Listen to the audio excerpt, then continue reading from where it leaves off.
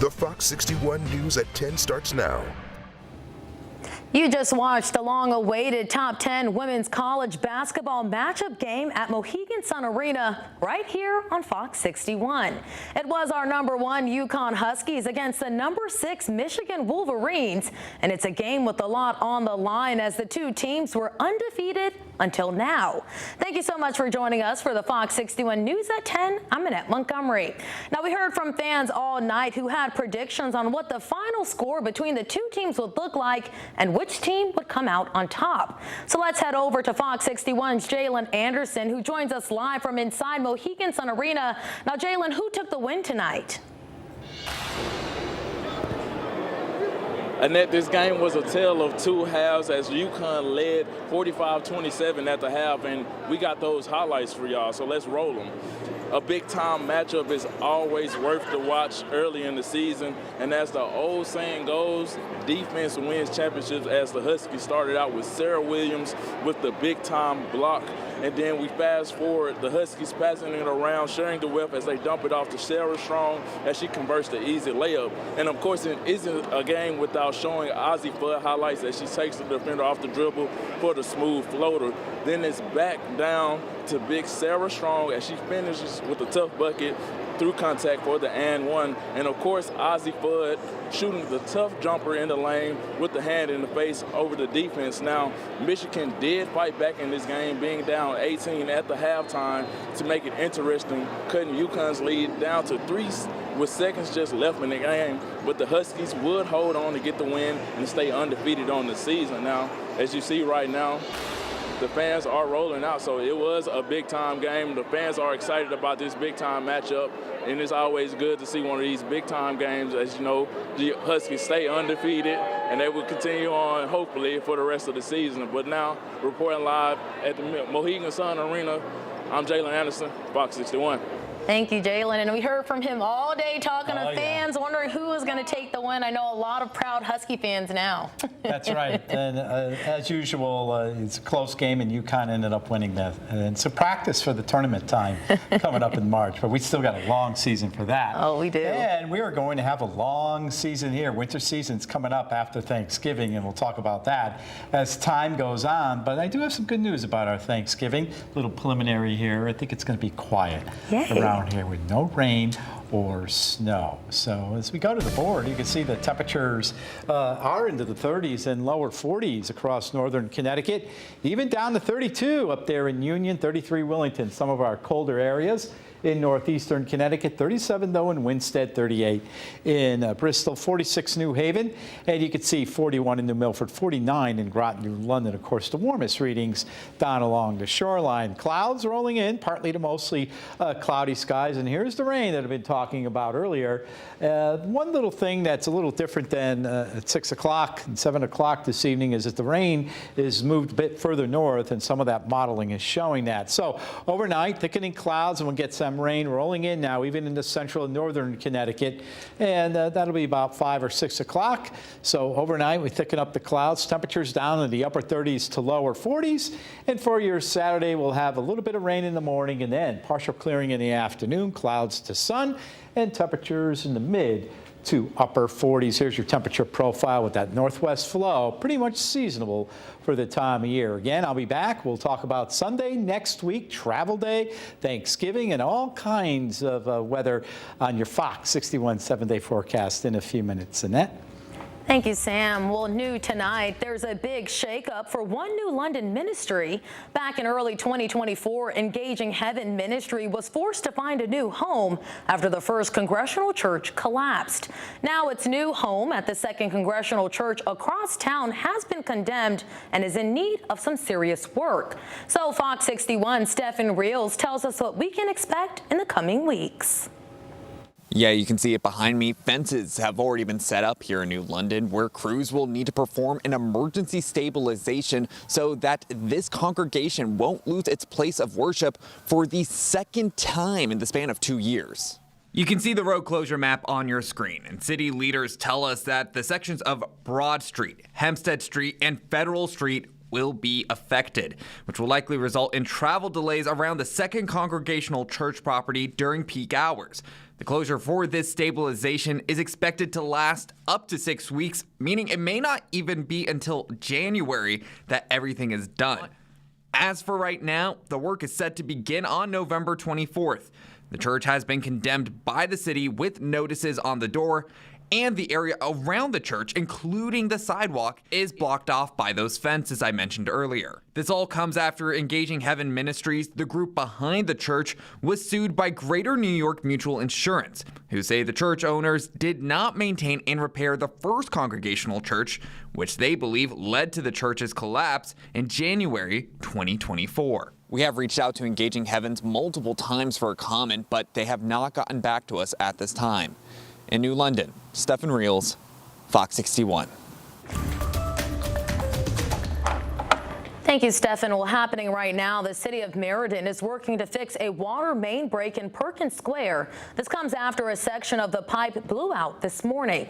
Now, crews were first called around 8 a.m., but the damage has since expanded, as you can see there, which has now forced police to block traffic on Hanover Street heading into downtown. Now, that closure is causing major delays, and drivers are being told to avoid the area while the water department works to make repairs. Well, one school district is celebrating a major achievement in improving student attendance. Coming up, we're breaking down the newest numbers on the news coming up.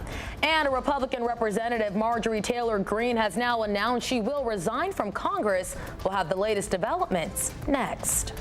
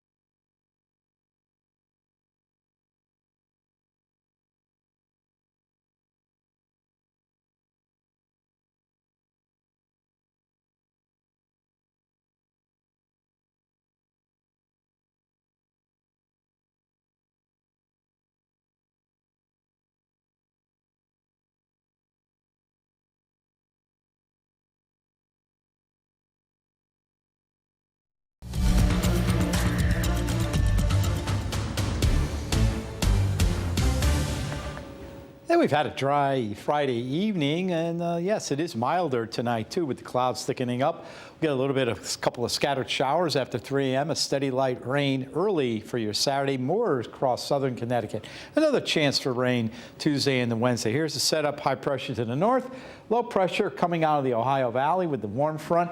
In this area, rain is going to be moving just overhead and will graze us with some light rain. Some new information coming into the Weather Center since earlier this evening is that the rain shield is a little bit further north, and so I think even northern Connecticut now will have a little bit of light shower. Here it is in motion, and you can see the band of rain moving from Chicago just to the south of Chicago, coming across Ohio and getting into western Pennsylvania now. So overnight, becoming partly to mostly cloudy.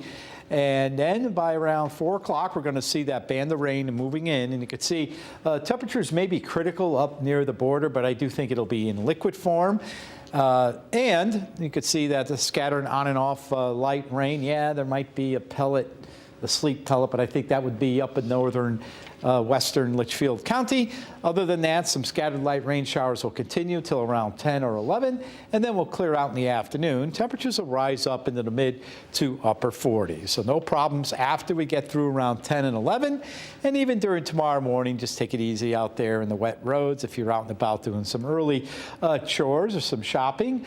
And then you see Sunday morning, we're in the upper 20s to lower 30s, a mix of sun and clouds. So your Sunday afternoon, highs upper 30s to lower 40s inland, lower middle 40s shoreline. And then as we head towards Monday morning, we'll wake up with clear skies, a little blustery with temperatures in the 30s. And during the afternoon, and back up 45 to 50. So the next couple days, basically seasonable weather. How much rainfall? Remember earlier I showed you a 1/10 of an inch stopping in Hartford. Now it's moving all the way up to the border. So just a little bit more rain in northern Connecticut. Other than that, about 1 to 2/10 of an inch. Then on Monday, we get high pressure building in. It quickly moves offshore. As that high moves offshore, we get a southerly flow. We warm back up. And therefore, the next system will be rain and not snow. And that's good news. Here it is, travel day Wednesday. And then we clear out for Thanksgiving, although it shows quite a bit of cloud cover. So a mix of sun and clouds. And it will be quiet here in New England. As far as the travel plans across the country on travel day, you're fine. Thanksgiving, you're fine. It's going to be the end of the next weekend when everybody's coming home. There'll be a major winter storm out west. We'll keep an eye on that. Fox 61 7-day forecast showing you a quick warm-up with that rain on Tuesday and the Wednesday. But the good news is by Thanksgiving, we quiet down and we're back in the 40s. Annette? Thank you, Sam. Well, in developing news tonight, the East Central Narcotics Task Force has just wrapped up a lengthy investigation into a drug trafficking organization in Manchester. Officers arrested Jerry Mercado and Yosti Vega during a vehicle stop. They say they seized fentanyl, Great Death, cocaine, and suspected drug sale cash. A third suspect, Raymond Rojas, is already in federal custody. Mercado and Vega have been charged with possession with intent to sell and possession of drug paraphernalia. Court dates are now set for December 12th. Well, the Waterbury Police Department has arrested 2 people after executing multiple search warrants yesterday.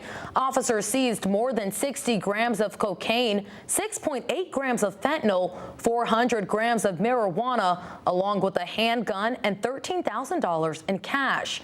Stephen Echeverra and Ashlyn Johnson are now charged with multiple drug and weapon charges. And over in Berlin, police say they've arrested a man accused of a months-long string of retail thefts. Officers served a warrant on Hugo Marina Esquilin after they say he tried to steal from the Harbor Freight store last Thursday. Police say Esquilin ran but was caught after a foot chase and taser deployment. Now he's accused of 14 larcenies in Berlin alone that totals nearly $18,000 and statewide more than $50,000. At the time of his arrest, he also had multiple active warrants.